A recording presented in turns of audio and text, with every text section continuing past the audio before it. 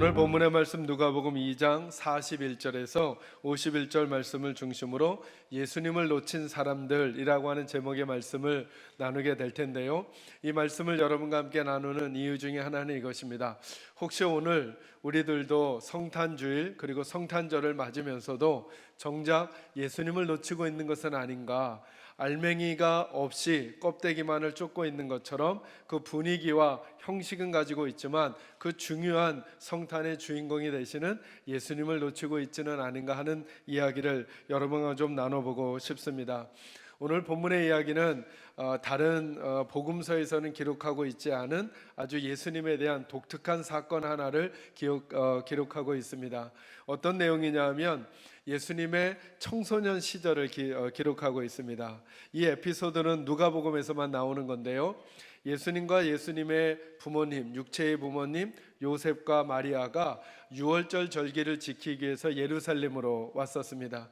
그러니까 이스라엘 백성들 성인들은 이 이스라엘의 3대 절기가 있거든요. 이 절기가 있으면 어느 곳에서 살든지 이 예루살렘으로 와야 했었습니다. 본문의 말씀에 보니까 예수님과 예수님의 부모님은 나사렛에서 살고 있었습니다. 지역으로 보면 나사렛은 좀 북쪽에 있고요, 많이 북쪽에 있고 예루살렘은 남쪽에 있습니다. 그러니까 여행길이 제법 먼 거죠. 그 여행길을 걸어서 예루살렘에 와서 유월절 절기를 지키고 돌아가는 일에 발생한 사건입니다. 어떤 일이 생겼느냐 하면 부모님이 유월절 절기를 지킨 그 흥분 때문에 그랬는지는 잘 모르지만 하루길을 걸어갔는데 그때서야 알게 됐어요. 예수님이 없다는 것을. 참 희한한 일이죠. 어느 부모가 이럴 수 있겠습니까? 어느 부모가 그 자녀가 하루 동안 보이지 않았음에도 불구하고 그 자녀가 없다는 것을 모르고 살아갈 수 있겠습니까? 제가 미국에서 공부하다가 자녀들하고 그 놀이동산에 한번 간 적이 있었습니다. 놀이공원에 간 적이 있었는데 그 미국 그 젊은 엄마가 아이를 잃어버렸습니다. 그 아이를 잃어버린 사건을 옆에서 지켜보면서 저희들도 찾느라고 하지만 어떻게 생겼는지도 모르고 잘 모르니까 안타까워만 하고 있었는데 그 아이의 엄마 표정은 마치 지금 세상이 끝난 것 같은 표정을 지으며 여기저기를 뛰어다니며 아이 이름을 부르며 찾는 것을 보았습니다. 이게 부모 마음이거든요. 부모 마음. 그런데 어떻게 예수님의 부모들은 하루길이 되도록 예수님이 함께하고 있다는 것을 몰랐을까라고 하는 것이죠. 그러다가 그것을 알게 되자 다시 3일 동안 헤매이다가 예루살렘에서 예수님을 만난 사건이 오늘 본문의 내용입니다. 저는 오늘 본문의 내용을 중심으로 설교 제목을 예수님을 놓친 사람이다 잡은 이유는, 예수님의 육적인 부모들은 예수님을 잃어버렸지만 혹시 우리들은 예수님을 놓치고 있는 것은 아닌가라고 하는 생각을 좀 해보려고 하는 것입니다. 그 말씀들을 오늘 본문의 중요한 표현 3가지를 중심적으로 살피면서 말씀 나누도록 하겠습니다. 여러분 43절과 44절을 먼저 한번 읽겠습니다. 같이 한번 읽을까요? 시작. 그날들을 마치고 돌아갈 때에 아이 예수는 예루살렘에 머무셨더라. 그 부모는 이를 알지 못하고 동행 중에 있는 줄로 생각하고 하루길을 간 후 친족과 아는 자 중에서 찾되. 아멘. 첫 번째로 저희가 유념할 표현이 어디냐면 44절 초반부입니다. 부모님은 어떻게 생각했느냐 하면 동행 중에 있는 줄로 알았다는 것입니다. 그러니까 예수님에 대해서 관심이 없었던 게 아니라 당연히 함께하고 있는 줄로 알았다고 하는 것입니다. 이것이 오늘 저희들 성도들과 오늘날 교회가 가지고 있을 수 있는 문제라고 할 수 있다는 것입니다. 예수님이 함께하고 있는 줄로 알고 있다는 것입니다. 정작 없음에도 불구하고. 혹시 그런 일이 우리에겐 없는가? 이 성탄의 계절에 저와 여러분이 돌아보면 좋겠다라고 하는 것입니다.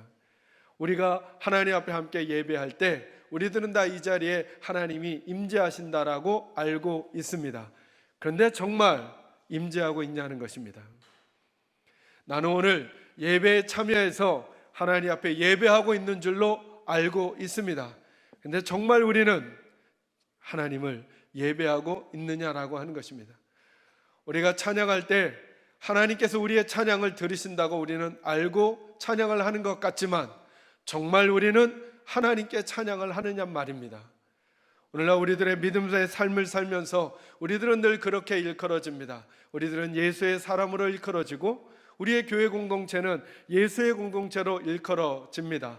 그래서 다 그렇게 알고 있는데 정말 우리는 예수의 사람이냐는 것입니다. 정말 우리는 예수의 교회가 맞냐는 것입니다. 예수님이 그 알맹이가 되시고 우리는 그 알맹이 되시는 예수님 때문에 이곳에 존재하고 있는 것이 맞냐는 것입니다.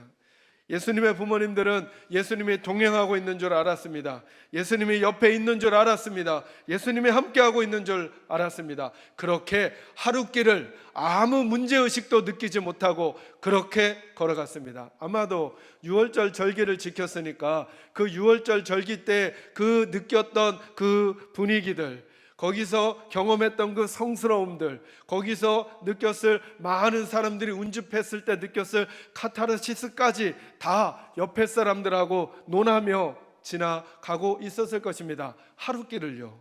예수 없이도. 그 동일한 일들이 오늘 우리들에게도, 그 동일한 일들이 오늘 우리의 예배 가운데도, 그 동일한 일들이 오늘 우리들 교회 가운데도 있을 수 있다는 것입니다.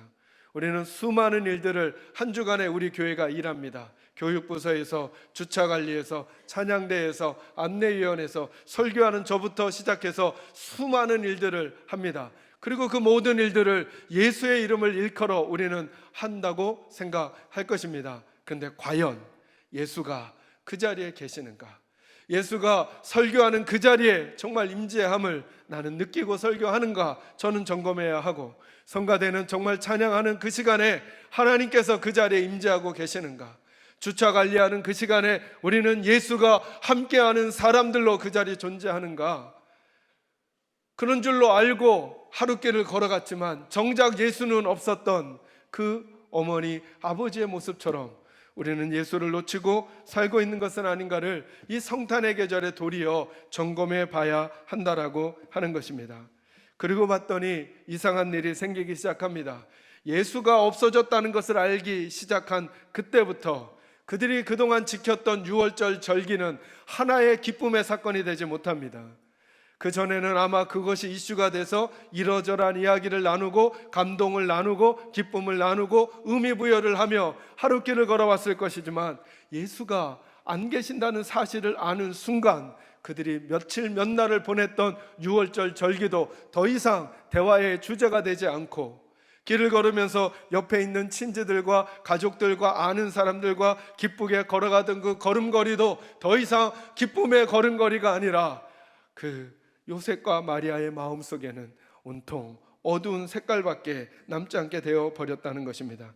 예수를 잃어버렸을 때 절기를 지켰지만 모든 것이 수포로 돌아갑니다. 예수를 잃어버렸을 때 가던 길도 의미가 없어져 버리게 되었습니다. 제사는 있지만 여호와를 잃어버린 이스라엘에 대하여 하나님이 늘 아파하셨습니다. 구약 성경에 보면 이스라엘 백성들이 하나님 앞에 제물을 드립니다.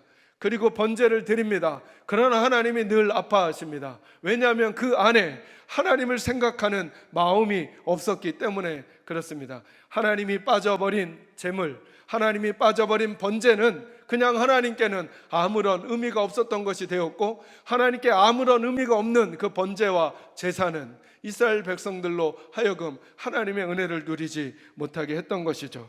율법은 있지만 그 안에 하나님의 사랑을 놓쳐버린 이스라엘 백성, 바리새인들의 모습을 잘 보십시오. 그들은 하나님의 말씀을, 규정을 엄격하게 하나하나 다 말해줄 수 있었습니다. 그러나 그 안에 하나님에 대한 사랑이 없자 진짜 율법을 왜 주셨는지, 율법이 누구를 지향하고 있는지를 깨달을 수가 없었습니다. 그래서 육체의 몸을 입고 오신 예수님이 그들의 눈앞에 나타나셨으나 그들은 알아보지 못했고 끝내 그를 십자가에 못 박는 주동자들의 한 부분을 감당하게 되어 버렸다라고 하는 것입니다. 형식은 남아있지만, 예배의 형식은 남아있고, 건물은 남아있고, 이벤트는 남아있고, 행사는 남아있지만 그 안에 내용이신 예수가 없을 때 오늘 여러분과 저는 그려낼 수 있습니다. 마리아와 요셉이 얼마나 허둥지둥하며 그 기뻤던 얼굴이 흑빛으로 변하고 그 기뻤던 발걸음이 무거운 발걸음이 되어 예수를 찾아 헤매면서 그들의 모든 것들이 무의미해져 버린 그 모습을 떠올리게 될 것입니다. 마치 그것과도 같이 오늘 우리들도 예수가 우리와 동행하고 있는 줄로 알지만 무감각하게 우리들의 사역과 삶을 살아가지만 예수를 놓치고 있다고 한다면 그들의 마지막 모습과 다를 바가 없다라고 하는 것입니다.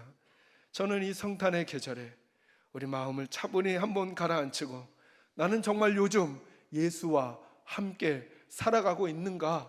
아니면 예수 없이 예배하고 예수 없이 기도하고 예수 없이 찬양하고 예수 없이 예배하고 예수 없이 봉사하면서도 마치 예수가 나와 동행하고 있는 줄로 알고 하루길을 걸어간 이 부모처럼 행동하고 있지는 않은가 꼭 점검하시고 저와 여러분 안에 다시 예수를 회복하는 이 성탄의 계절이 되기를 주님의 이름으로 축원합니다.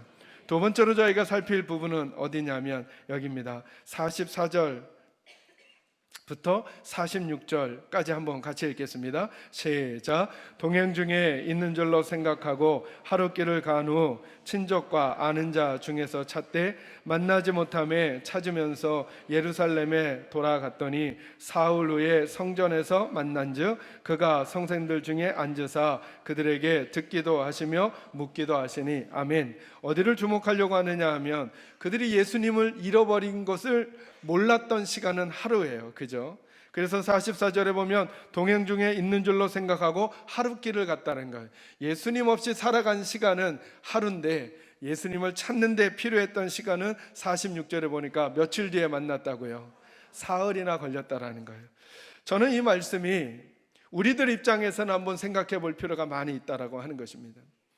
저와 여러분이 예수님 없이 산다는 게 어떤 걸 의미하는 걸까? 예수를 우리가 안 믿는 건 아니겠죠. 그러나 예수를 믿으면서도 내가 말하는 말의 품새, 예수를 믿으면서도 내가 생각했던 생각의 스타일, 예수를 믿으면서도 내가 행동했던 행동의 스타일이 있을 것입니다. 만약에 거기에 예수가 내 말에, 내 언어에 예수가 안 들어가고 내 생각에 예수가 안 들어가고 그리고 내 삶에 예수가 안 들어가면 우리는 예수 없이 우리의 말과 생각과 행동으로 우리 인생을 살게 될 것입니다. 그런데 이럴 수 있다는 생각이 들었습니다. 그렇게 예수 없이 말하고 예수 없이 생각하고 예수 없이 행동한 하루길의 인생을 살았다면 예수를 찾는 데는 3일길이 걸릴지도 모른다고 하는 것입니다. 이 말씀을 좀 더 쉽게 이해시켜드리고 싶어서 제가 드리는 예화 하나 한번 생각해 보시죠. 제가 고등학교 때 예수님을 처음 만났어요. 그리고 은혜를 체험하게 되었는데 그때 제게 중요한 계기가 되었던 기도원이 하나 있어요. 실명을 제가 요즘에 유튜브에 설교가 나오니까 실명은 자꾸 거론하면 안 되겠다는 생각을 했어요.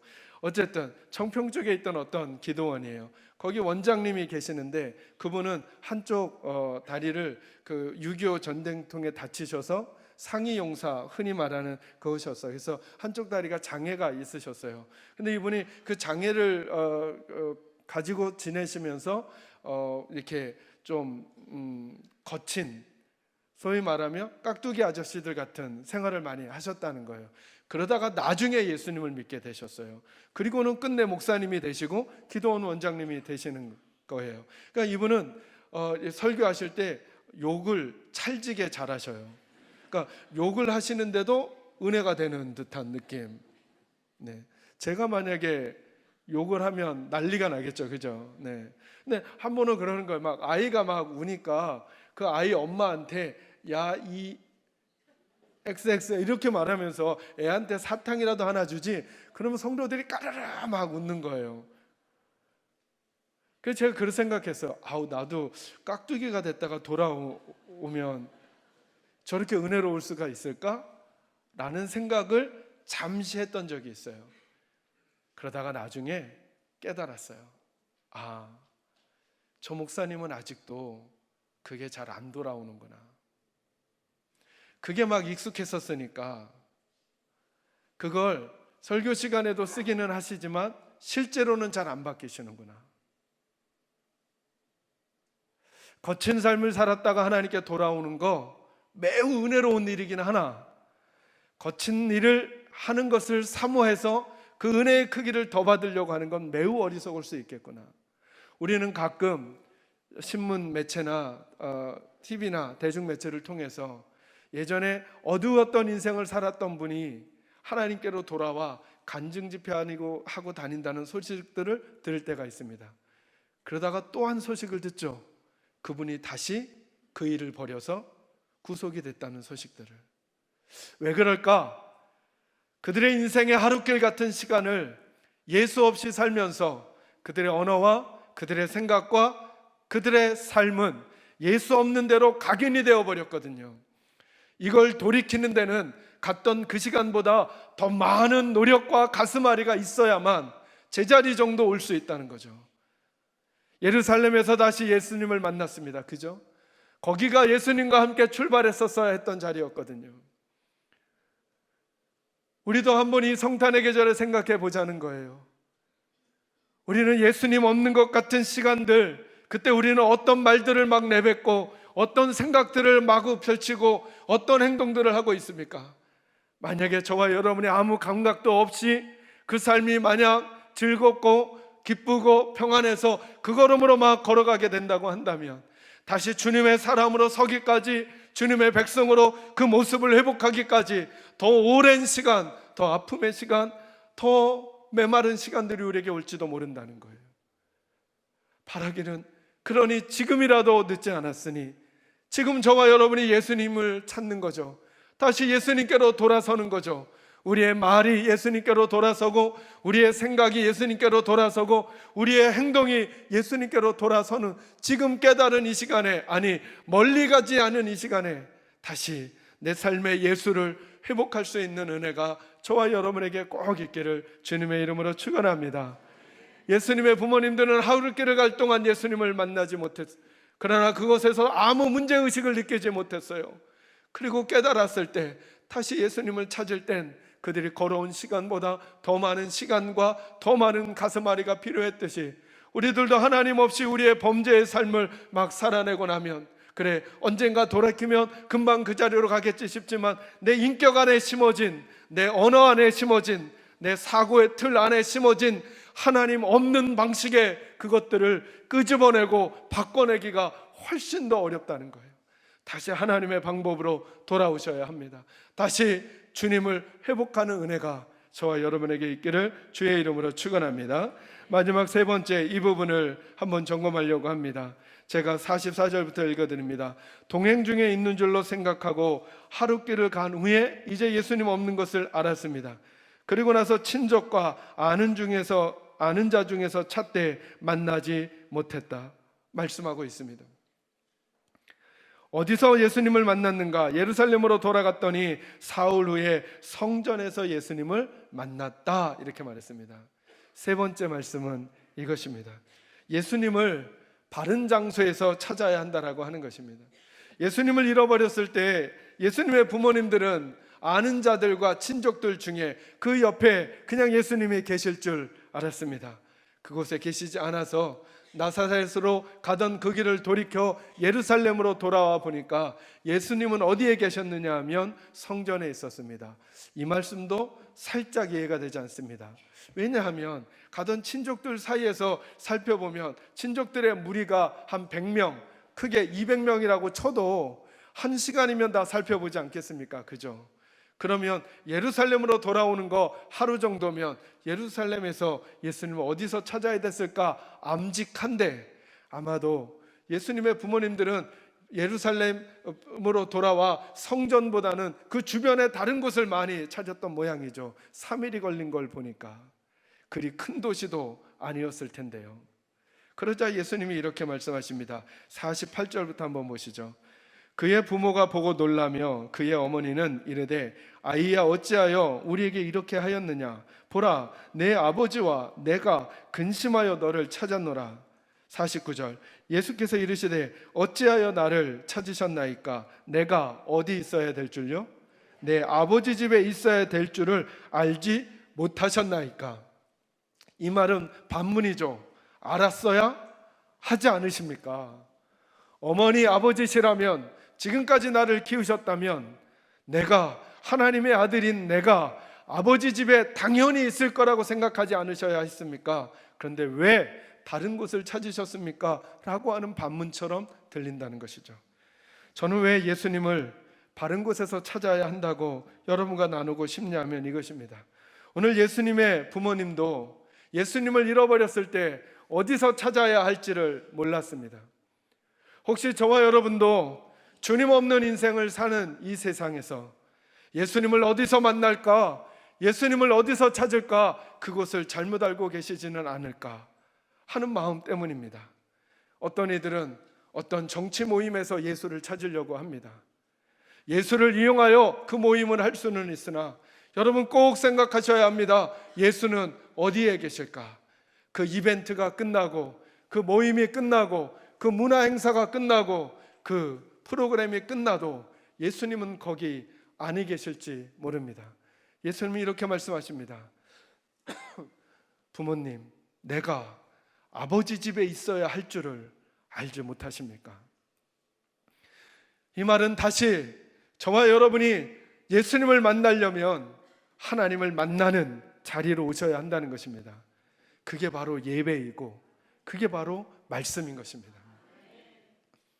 예수를 이용하여 무엇인가를 얻으려고 했던 사람들, 예수를 사용하여 무엇인가를 얻으려고 했던 그런 프로그램들이 아니라 저와 여러분은 어떤 일을 하든 예수를 만나기 위하여, 그래서 시편 11편 3절과 4절에 이런 말씀이 있습니다. 터가 무너지면 의인은 어찌할꼬. 그리고 4절에 이렇게 연결이 됩니다. 여호와는 성전에 계신다, 이렇게 말합니다. 하나님의 사람들은 터가 무너질 때, 삶이 흔들릴 때, 뭔가 혼란스러울 때 어찌할까? 그때 다른 모임이나 다른 단체들, 다른 프로그램을 찾는 게 아니라 하나님께로 와야 한다는 것입니다. 하나님은 어디 계시다고요? 성전에 계신다고요. 성전은 뭐 하는 곳입니까? 하나님을 만나는 것입니다. 하나님을 만나는 그 행위가 오늘 저와 여러분의 예배인 거예요. 그러니까 이 예배는 우리가 하나님께 드리는 게 아니라 하나님을 만나고 예수를 찾는 시간이 되어야 하는 거죠. 기도하면서 우리는 우리들의 원함을 아뢰기도 하지만 동시에 그 원함을 들으시는 예수가 정말 살아계신다는 것을 인정하고 그분을 찾아야 합니다. 찬양하면서 예수를 찾아야 합니다. 말씀을 들으면서 예수를 만나야 합니다. 그래야 저 문을 변해서 나갈 수가 있습니다.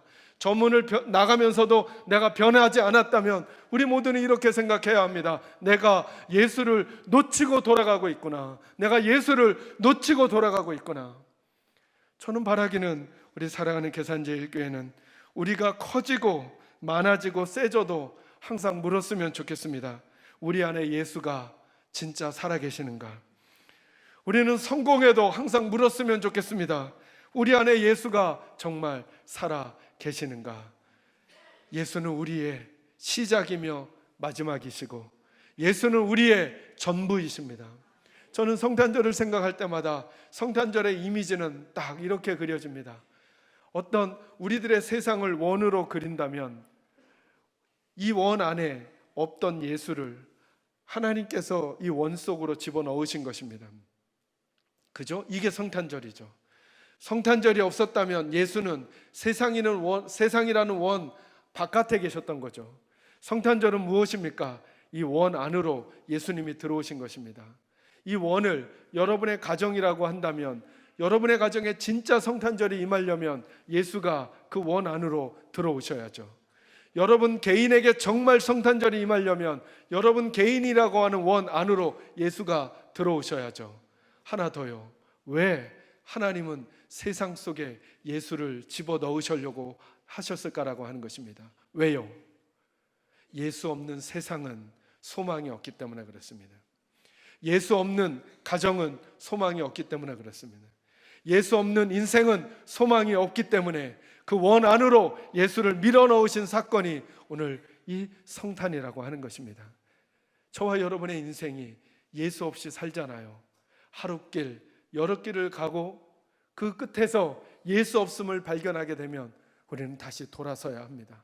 아니요, 그때 우리는 무의미한 걸음, 하루길을 걸어왔구나 후회했던 부모처럼 그런 인생이 되고 말 것입니다.